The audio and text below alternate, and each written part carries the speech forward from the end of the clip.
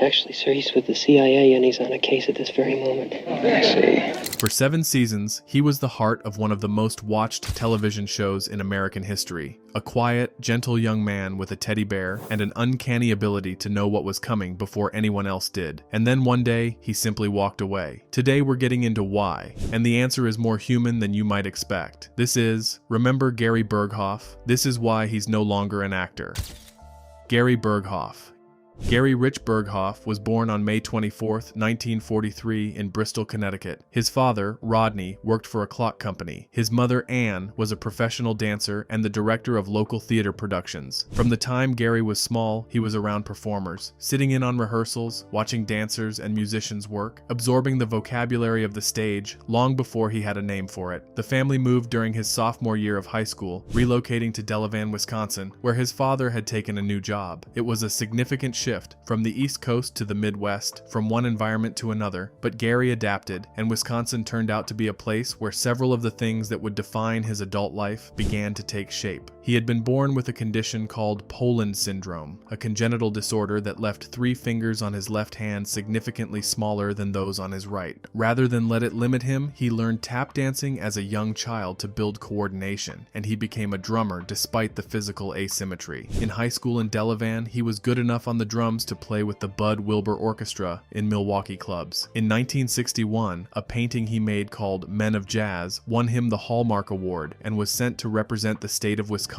in the Hallmark Student Art Exhibit in Washington, D.C. He was 18 years old. He graduated from Delavan Darien High School in 1962 and eventually made his way to New York City to pursue acting seriously, training at HB Studio in Greenwich Village, a renowned non-profit acting school where he studied under teachers, including Sanford Meisner. He also gained early theatrical experience with the Belfry Players of Williams Bay, Wisconsin, before heading east. In New York, he did what young actors do: worked odd jobs, auditioned constantly, built a life around the uncertainty of the craft. He performed in regional theater, honed his singing at New York clubs like the Duplex and the Nag's Head Inn, and took on stage roles in productions of Finian's Rainbow at the Long Wharf Theater in New Haven, Look Homeward, Angel at the Music Theater in Rochester, and stage productions including Babes in Arms, Bells Are Ringing, and The Sound of Music. He sold underwear at Saks Fifth Avenue to make ends meet while studying acting. He also appeared in an instructional film about proper dating etiquette that would go on to be described, charitably, as a period artifact. His television debut came on CBS's Repertoire Workshop in the 1960s. He appeared on The Today Show and on national educational television. He was building, slowly but steadily, the kind of foundation that most working actors spend years laying before anyone outside the industry notices them at all. His breakthrough came in 1967 when he was cast as Charlie Brown in the original off-Broadway production of You're a Good Man, Charlie Brown. The show won the Outer Critics Circle Award, and Burghoff stayed with it for 3 years, 1 year in New York and 2 in Los Angeles, performing the role more than 1,000 times. It was the kind of sustained theatrical run that does something to a performer, and Burghoff used every night of it. In 1968, before the MASH film was even a thought on his horizon, Burghoff was the drummer for a band called The Relatives. The lead singer was a young woman named Linda Carter, who would later become famous as Wonder Woman. The group opened at the Sahara Hotel and Casino Lounge in Las Vegas and played there for 3 months. Burghoff and Carter became friends, and years later they worked together again when he guest starred in an episode of her series, The New Adventures of Wonder Woman, in 1978. The film MASH, 1970. In 1970, director Robert Altman made a dark, irreverent war film called MASH. It was based on a 1968 novel by Richard Hooker, the pen name of Surgeon H. Richard Hornberger, and it followed the surgeons and staff of a mobile Army surgical hospital unit during the Korean War. The film was not a conventional war movie. It was chaotic, funny, and bleak in ways that felt current for 1970, when the United States was still deeply entrenched in Vietnam. The cast included Donald Sutherland, Elliot Gould, Tom Skerritt, and Robert Duvall. Among them was a young actor who appeared in a supporting role, Gary Berghoff as Corporal Walter Eugene Radar, Radar, O'Reilly, the company clerk who seemed to know what was happening before anyone told him. In the original novel, Radar was described as having just graduated from high school in Iowa, with a long, thin neck, large ears that left his head at perfect right angles, and an almost supernatural ability to receive information beyond the range of ordinary hearing. In the Altman film, Burghoff played Radar as a darker, more sardonic figure, a shadowy presence on the periphery of the unit. It was a specific creative choice, and Burghoff later reflected on it openly. He had created Radar as a lone, somewhat mysterious character, and that version of the role suited the film's tone. The movie was a commercial and critical success, winning the Palme d'Or at the 1970 Cannes Film Festival. It arrived in theaters at a moment when American audiences were primed for something that broke the conventions of war films, and MASH delivered that.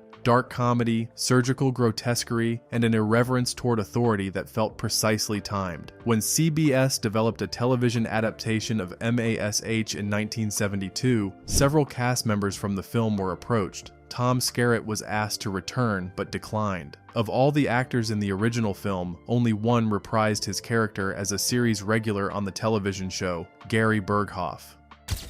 MASH, the television series, 1972 to 1979. The television series MASH premiered on CBS on September 17, 1972. It was produced by 20th Century Fox Television and ran for 11 seasons, ending in February 1983 with a feature-length finale that became the highest-rated single television broadcast in American history up to that point, drawing over 106 million viewers. Burghoff appeared in the show from its very first episode through the end of Season 7 and returned for a two-part farewell in Season 8. Over those years, he was one of the most recognizable and beloved figures in American television. But the character he played in the series was not quite the same Radar he had created for the Altman film. When he came to the TV series, Burghoff quickly realized that the tone had shifted. The television MASH was developing its characters in a different direction. The doctors and nurses were sophisticated, educated, deeply aware of the hellhole they were stuck in, and given to dark humor as a coping mechanism. Radar needed to be something else. A contrast, a kind of moral anchor. With the help of writer and creative executive Larry Gelbart, Burghoff began reshaping the character into someone more innocent, more naive, more emotionally open.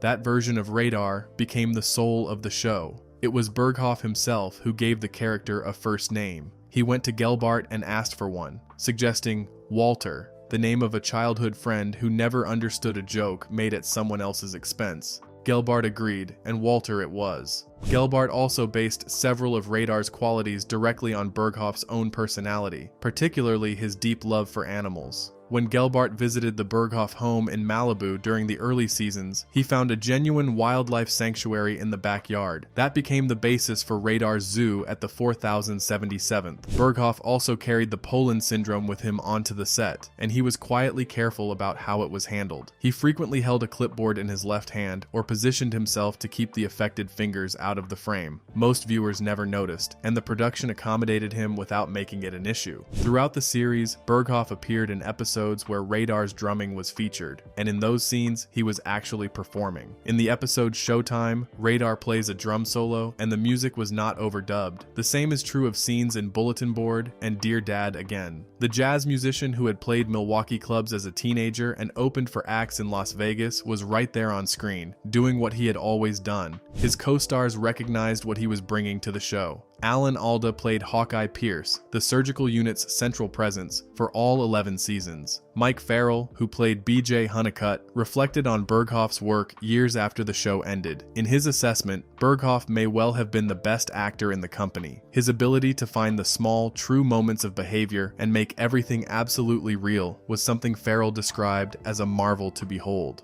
The show became one of the defining cultural experiences of the 1970s. MASH occupied a particular place in American life during that decade. It aired during the Vietnam War and its aftermath, and audiences understood that even though the setting was Korea, the show was processing something more immediate. The hospital unit stood in for any situation where people were forced to maintain their humanity under sustained institutional pressure, and Radar was the character who made that theme most accessible. He hadn't become cynical yet. He still believed in things. He still cried when he was sad and laughed when something was funny. In a show full of sophisticated people performing emotional detachment as a survival mechanism, Radar was the one who couldn't pretend. MASH premiered during Richard Nixon's first term and ran through 3 more presidencies. By the time Burghoff left after season 7, the show was a cultural institution. The people who had grown up watching it from its first season were now well into adulthood, and many of them had formed specific attachments to specific characters. Radar's departure in the season 8 premiere was a genuine event, not just a plot development, but a cultural moment that people talked about the way they talked about news. Burghoff received 6 Emmy nominations over the course of his MASH career, all in the category of Outstanding Supporting Actor in a Comedy Series. He won in 1977. He wasn't at the ceremony when his name was called, and Alan Alda accepted the award on his behalf. MASH was drawing 30 to 40 million viewers per week during its peak years. The show was one of the most popular things on American television, and Burghoff was at the center of it, playing Radar 5 days a week, 8 months a year, year after year. From the outside, it looked like everything a working actor could want. Why he left. The year was 1979. MASH had 4 more seasons left to run, and Gary Berghoff was done. He had been married to Janet Gale since 1971. They had a daughter, Gina, born in July 1975. The demands of the show, the schedule, the fame, the relentless visibility, were cutting into every part of his personal life. Even when he wasn't on set, the public recognition followed him everywhere. He told a radio station in Ontario years later that he had not been available as a father because of his work, and that this didn't stop when work stopped. Whenever he went out with his family, he was pulled away from them by the attention that came with being Radar O'Reilly. His marriage was in serious trouble. Director Charles S. Dubin, who directed some of the show's most important episodes including Goodbye Radar, spoke about what he observed during the filming of Burghoff's final episodes. He described Burghoff as feeling that he wasn't getting proper recognition for his contribution to the show, and said that something deeper was going on in Burghoff's personal life. While shooting a scene in which Radar falls for a woman he has to say goodbye to, a storyline that closely mirrored the emotional reality of Burghoff's own collapsing marriage, Burghoff broke into tears on set. Dubin had to stop filming for 15 minutes and walk him around the backlot of Fox to collect himself. For 7 years, no new person in Gary Berghoff's life called him Gary. Everyone called him Radar. The character had absorbed him so completely that the public no longer distinguished between the man and the role. People shouted "Radar" when they saw him in restaurants. Strangers treated him with the specific, slightly possessive affection that audiences feel for beloved television characters, which is real affection, but it is aimed at a fiction. Burghoff has talked about this as a particular kind of disorientation. He was being recognized everywhere, constantly, by people who loved him, and none of them were seeing him. His co-star Mike Farrell had actively tried to persuade him to stay, pointing to what had happened to other actors who had left the show early. McLean Stevenson, who played Colonel Henry Blake, had departed after season 3 in 1975, his character killed off in one of the most stunning moments in television history, and his post-MASH career never matched the heights of what he had left behind. Larry Linville, who played Frank Burns, also struggled after his departure. Farrell raised these examples as cautionary tales. Burghoff heard them, and he still left. He has explained his decision in multiple interviews over the decades, and the shape of his answer has stayed consistent. In a 2024 documentary, MASH, the comedy that changed television, he put it plainly. His life at that time was a beautiful picture that was all crooked. He had to step back, in a big way, in order to grow as a human being. He also made a point that is worth noting. He didn't feel that he left the show. His 7-year contract had expired. He chose not to renegotiate because stepping back from everything was what he needed, and MASH was included in that. When his contract ended, Warner Brothers came back 2 days later with a $4 million offer to return, which would have made him one of the 3 highest paid actors on American television at the time. He turned it down. Goodbye Radar. The 2-part episode Goodbye Radar aired in October 1979 at the start of season 8. In the story, Radar receives word that his uncle has died back in Iowa. His mother is alone, unable to manage the family farm without help. Colonel Potter arranges a hardship discharge, and Radar prepares to leave the 4077th. It was intended to be the final episode of Season 7, but was held by CBS for the November sweeps period of the following season. The emotional weight of the episode was not manufactured. It was real. Burghoff was actually leaving. The cast knew it, the crew knew it, and the filming was charged with everything that came with it. Burghoff has spoken about his final scene in the documentary, and it's a story that reflects well on him. His first instinct was to play it with complete emotional release, to let himself fall apart on camera, to cry openly. He disagreed with director Dubin's suggestion that he hold back, insisting on his approach. The footage from that take, which he saw in dailies the next day, was, in his own word, awful. He went to executive producer Burt Metcalf and asked if he could do it again. Metcalf said yes. The version that made it to air is the one that has stayed with audiences for more than 4 decades. Understated, real, and enormously effective. The arrival of Wounded interrupts Radar's farewell party, meaning he never gets a proper goodbye with Hawkeye. The characters don't get to say what they mean to each other, and at the end of the episode, Hawkeye finds the teddy bear that Radar left behind on his cot, and that image has never quite left the people who saw it. After Berghoff's departure, Corporal Klinger, played by Jamie Farr, took over the role of company clerk. MASH continued for 3 more seasons and ended in 1983 with the finale, Goodbye, Farewell, and Amen. Radar didn't come back for it. His teddy bear appeared in the penultimate episode, placed in a time capsule by Hawkeye. One last gesture to the character who had been the show's conscience. What came after? The years immediately following his departure from MASH were genuinely difficult. The marriage to Janet Gale that he had left the show to try to save ended in divorce in 1979, the same year he walked away from the series. He was now out of the most popular show on television and out of his marriage at the same time. He made sporadic appearances on game shows. He had been a regular on Match Game from 1974 to 1979, filling in for Charles Nelson Riley across 204 episodes, and he continued making appearances on Tattletales, Liars Club, Hollywood Squares, and show-offs. There were small television roles, including an episode of The Love Boat and an episode of Ellery Queen. CBS developed a spin-off series called After MASH, which premiered in 1983. Berghoff's Radar O'Reilly appeared in 2 episodes of the first season, showing him back on the family farm in Iowa. There was also an attempt to launch a full Radar spin-off series called WALTER, built entirely around Burghoff reprising the character. A pilot was filmed. It aired once, in the Eastern and Central Time Zones, on July 17, 1984. It was not picked up by CBS. In the 1980s, Berghoff worked as a television spokesman for BP Gasoline and for IBM Computers. He did theater work. He directed plays, including a production called The Buck Stops Where? He appeared in the 1992 film Small Kill, in which he also directed some of his own scenes. In 1987, he appeared in a stage production of The Nerd, and then stepped back from acting again to focus on raising his family. He had remarried in 1985 to Elizabeth Bostrom,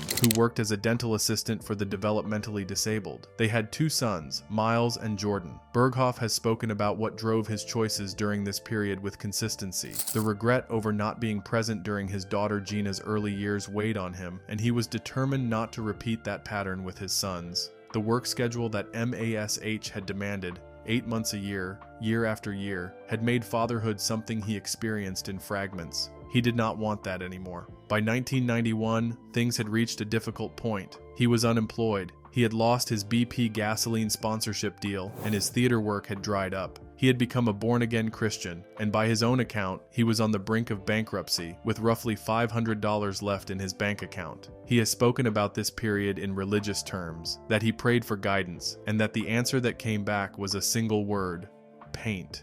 It was not a wild leap for Burghoff. He had won an art award as a teenager. The love of wildlife and the natural world had been part of his life since childhood. It was, after all, his backyard wildlife sanctuary in Malibu that had partly inspired Radar's zoo on the show. But in 1991 and into 1992, he committed to painting professionally in a way he never had before, and what emerged was a body of wildlife work that found a serious audience. The painter, the drummer, the inventor.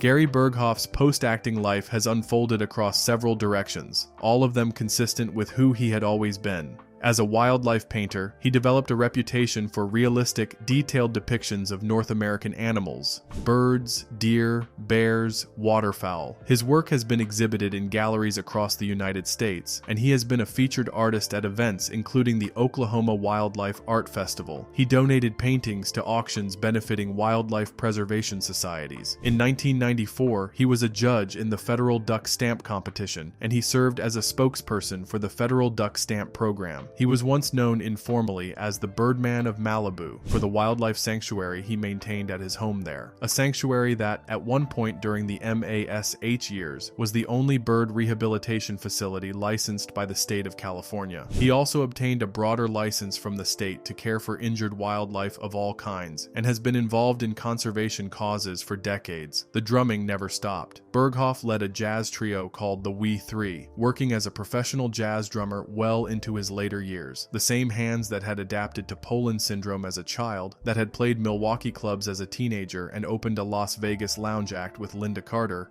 kept playing. There is also a detail, little known outside of devoted MASH circles, that the drums Radar played on the show were not props. When Radar sat down at a kit in the episodes Showtime, Bulletin Board, and Dear Dad, again, the music coming out was Berghoff's own playing, unedited. The production never needed to overdub it. He was also a productive inventor. He holds US patents for a fishing tackle device he called Chum Magic, which disperses bait automatically to attract fish toward a boat. He also patented a toilet seat lifting handle and developed a new type of fishing pole. He is a philatelist, a stamp collector, and in 1993 was asked to help select a postal stamp for United States hunters. He has written more than 100 songs and received the ASCAP Award for Excellence 3 times. His last acting credit was in Daniel's Lot, a faith-based independent film released in 2010, in which he played a character called Pastor Mahoney. He came out of retirement for the project and was in his late 60s when it was made. Since then, he has not returned to acting in any formal capacity. Family and the later years.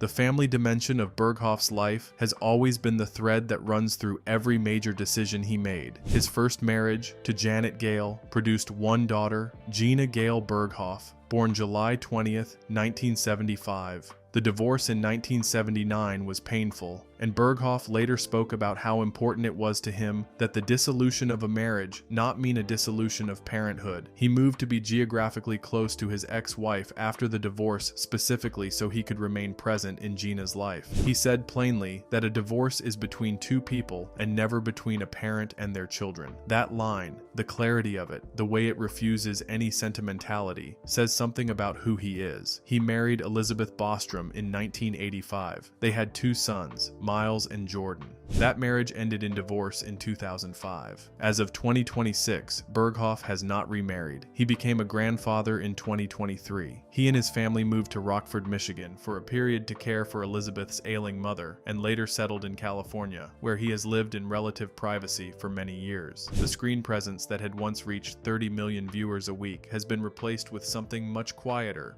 painting, music, family, conservation work, and faith. He is 82 years old in 2026. His health is not publicly discussed in any detail, and he is not active on social media in any meaningful way. The last public connection to his artwork came through a gallery Facebook page in 2023. He participates occasionally in MASH-related retrospectives. In the 2024 Fox documentary MASH, the comedy that changed television, he appeared and spoke at length, looking back at the show and his decision to leave it. But his daily life is his own. There is no performance being given. There is no careful image being managed for an audience. He is simply a man in his 80s who played a great character a long time ago, who chose his children over his career when it came to that choice, and who has spent the decades since doing the things he always loved: painting animals, playing drums, fishing, and being present for the people who matter to him. The legacy of Radar. The teddy bear that Burghoff carried as Radar O'Reilly throughout the run of MASH is now in the collection of the Smithsonian Institution. When the full MASH set and its props were displayed there after the series finale in 1983, there was a note on the display case explaining that the bear had not yet been located. It turned up later. That small detail feels right for a character who always seemed to show up exactly when he was needed. MASH as a series ran for 11 years. It covered the Korean War, War, but it was never really about the Korean War. It was about what people do to stay human inside systems designed to strip away their humanity. Radar's role in that story was specific and irreplaceable. He was the youngest person in the unit, the most openly emotional, the one most visibly in need of going home. When he finally did go home, the show changed, and the people who had grown up watching him knew it. Gary Berghoff was the only actor from the original Robert Altman film to play his character as a regular in the television series. He was there from the very first episode. Big Bird on Sesame Street has a teddy bear named Radar. Burghoff gave it to the character himself after visiting the Sesame Street set in the 1970s. The character reached into parts of American culture that most television characters never touch.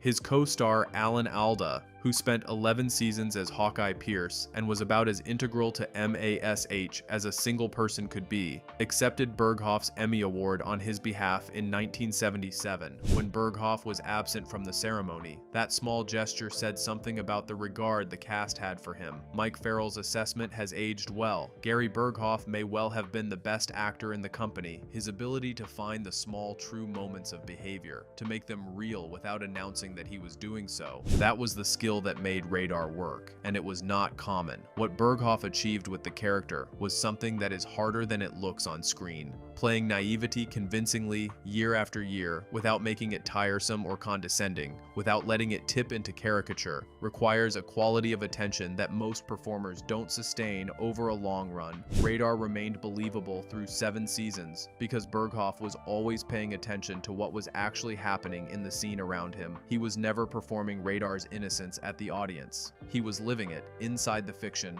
one scene at a time. In 2009, Burghoff published a memoir in Poems and Songs titled To MASH and Back: My Life in Poems and Songs through Bear Manor Media. It is a personal account of his years on the show and what came after, told in verse and lyric rather than conventional prose. It is a document that suits the man, unconventional, creative, and not particularly interested in performing its emotions for anyone.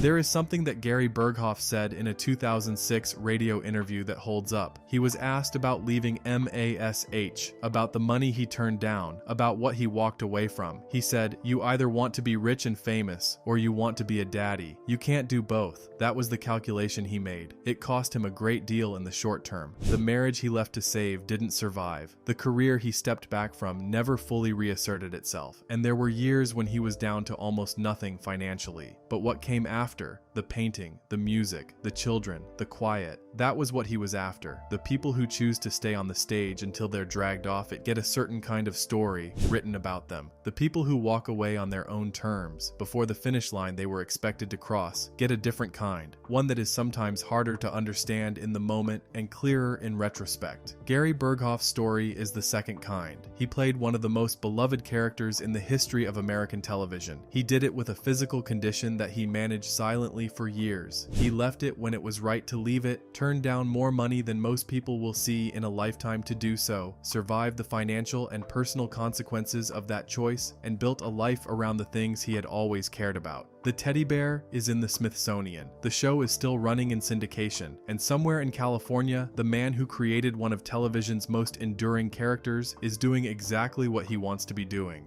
on his own terms, with no cameras rolling. Bringing it together. Who's still alive in 2026?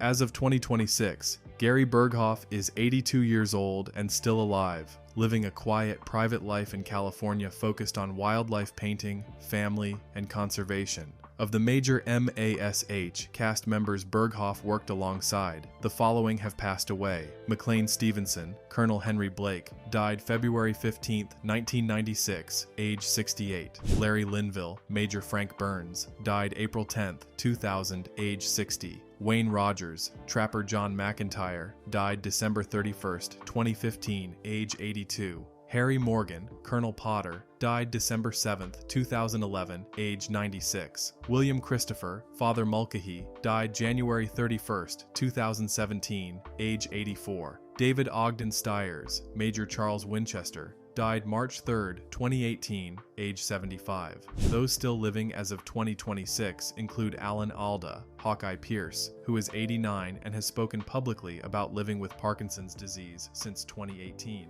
Mike Farrell, B.J. Honeycutt, is 86. Loretta Swit, Major Hot Lips Houlihan, is 87. Jamie Farr, Corporal Klinger, is 90. Gary Berghoff outlasted the show, outlasted the fame, and found his way to a life that looks nothing like what the television years would have suggested, and exactly like what he said he was looking for. If this story meant something to you, please give this video a like. It helps more people find it. And if you haven't subscribed yet, now is a good time. We put out videos like this regularly, looking back at the people and the shows that shaped the culture. Hit subscribe and the notification bell, and we'll see you in the next one.